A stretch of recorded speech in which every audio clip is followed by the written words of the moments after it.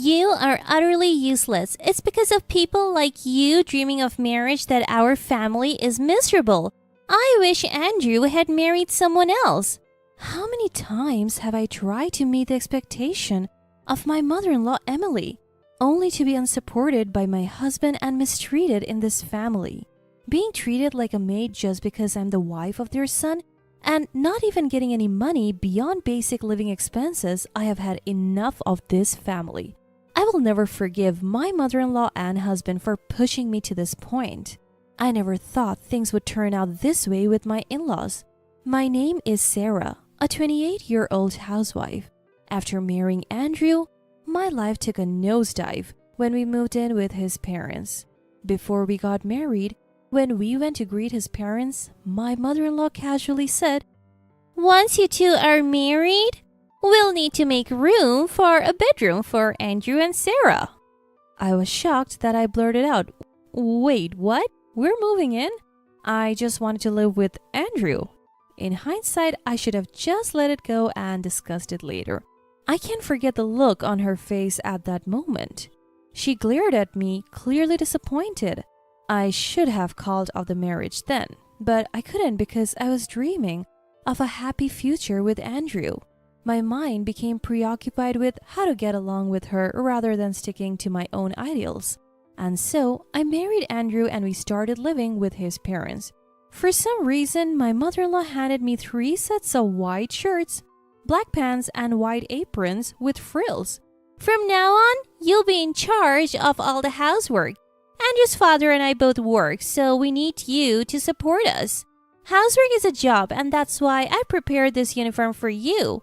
Wear it and take care of the house." I was so shocked and blurted out, "A uniform? Really?" I was worried that I had again offended her, and I covered my mouth with both hands. Then she sighed and said, "You're not an employee, but I'll give you $300 as an allowance." I was so surprised that I exclaimed, "Only $300 a month?" But she didn't seem angry. "Don't worry, Andrew will inherit our assets, and although you have no right to them, I'll tell him to share them with you." "Inheritance? It's almost in the tens of millions, so don't worry." I counted with my fingers and was amazed.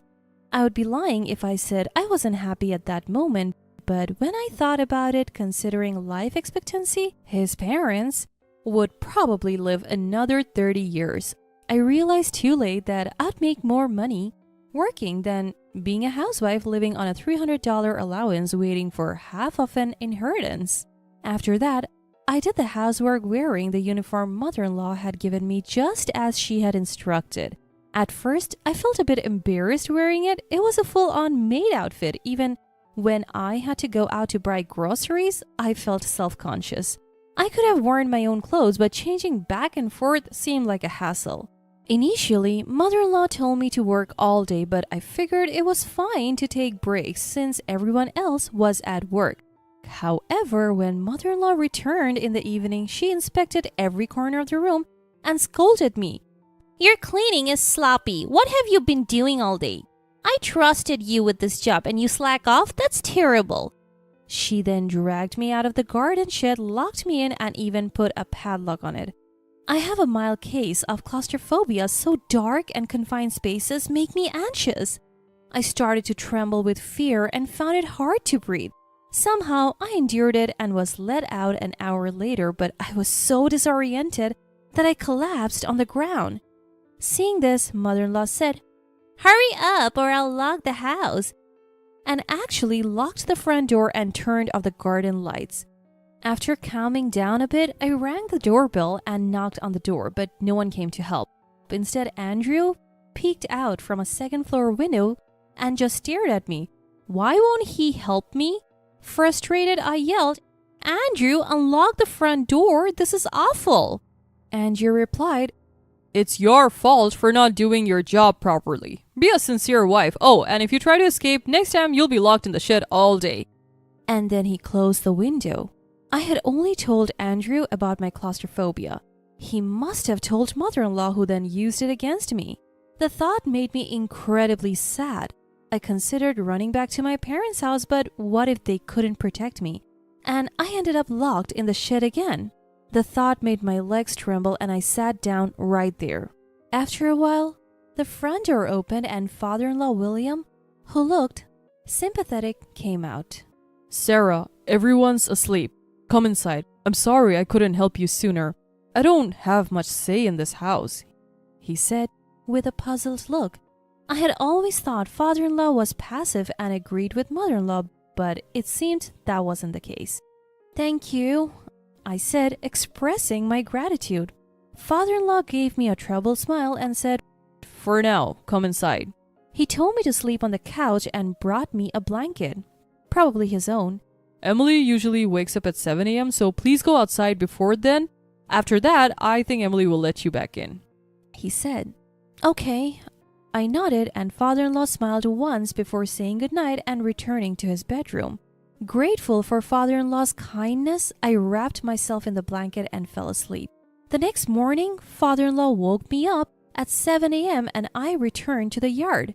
Shortly after, my mother-in-law came out and said, So have you reflected on your actions? From now on, you'll do your work properly.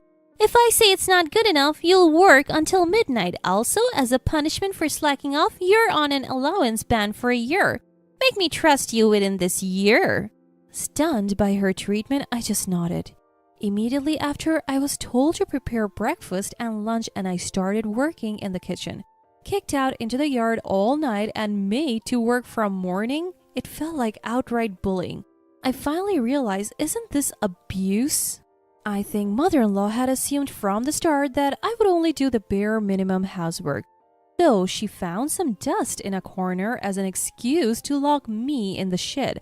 I believe it was to make me submissive to my in-laws and to ensure that I wouldn't receive any money.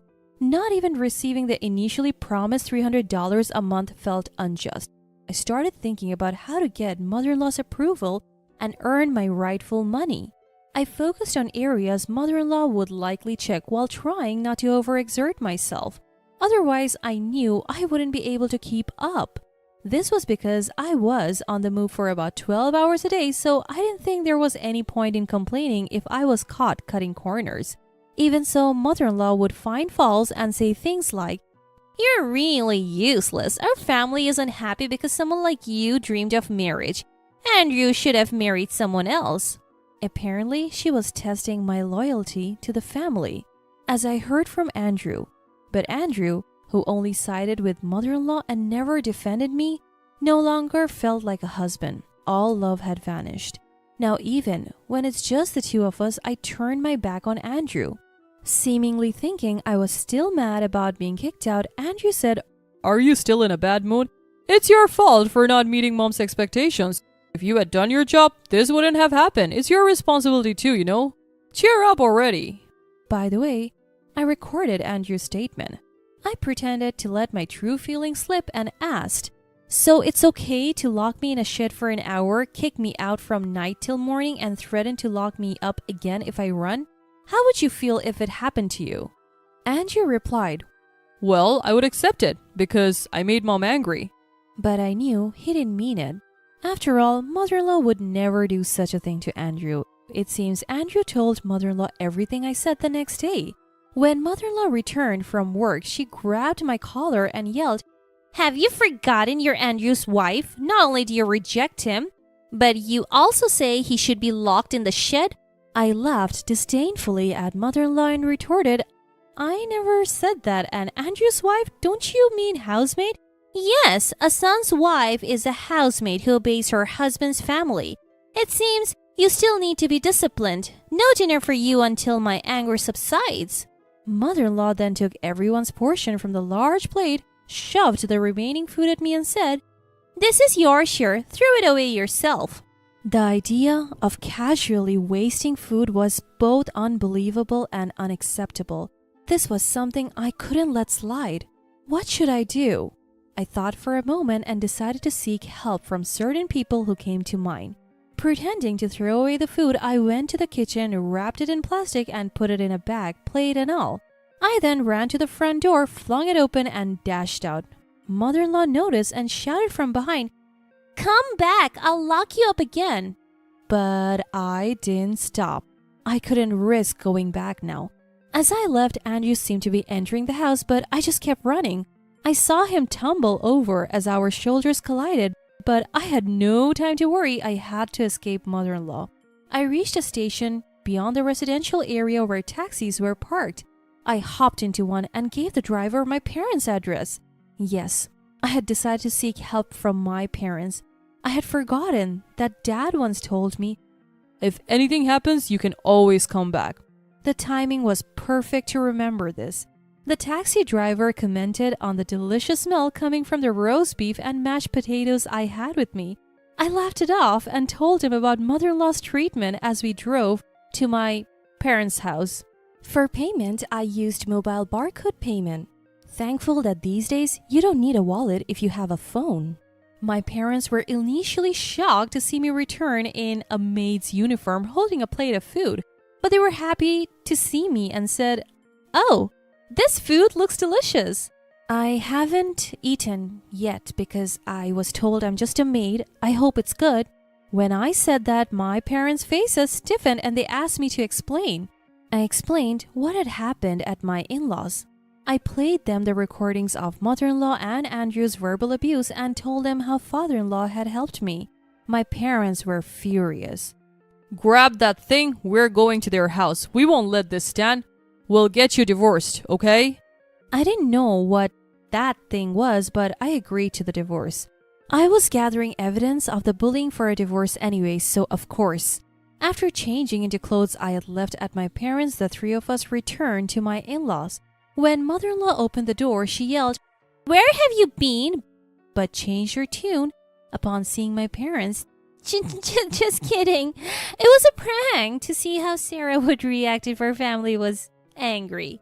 My parents weren't buying her poor lie. Dad glared at mother-in-law and said, "It seems you have been quite a burden on my daughter. May we come in to discuss this?" Mother-in-law's face turned pale as she reluctantly invited us in. The first to apologize when we were led into the living room was father-in-law. "I apologize for letting my daughter go through such an ordeal," father-in-law said. I had told my parents that father-in-law had helped me, but Dad still looked at him sternly. "If you were really intent on helping her, shouldn't you have contacted us first? Still, we appreciate your kindness towards our daughter." As Dad fell silent, mother-in-law began to make excuses. "Young people these days have no resilience. A little scolding and they're heartbroken." At this point, I played the recorded verbal abuse from mother-in-law on my phone. Hearing the shocking words, mother-in-law's face turned pale and she screamed, "Stop it! Stop it! Please stop!" "Is this what you call a little scolding?" Mother-in-law looked down and said nothing more.